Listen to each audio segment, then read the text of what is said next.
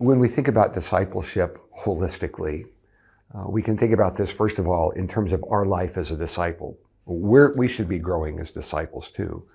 And we should be aware God uses all of life to disciple us, even before we think about discipling others. So, for example, the primary person who speaks to us is really us.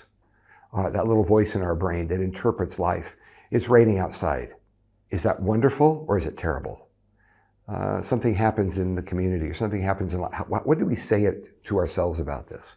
Something happens in church life. What do we say to ourselves about this? We talk to ourselves all day long. There's a book I have on my bookshelf called I Told Me So, because really we do tell ourselves things.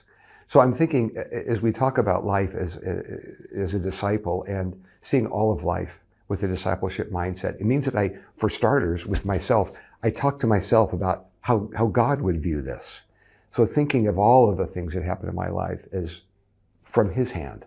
And I think the same thing would apply to other people, as I help them to see the good, the bad, and the ugly, so to speak, from the standpoint of God is at work.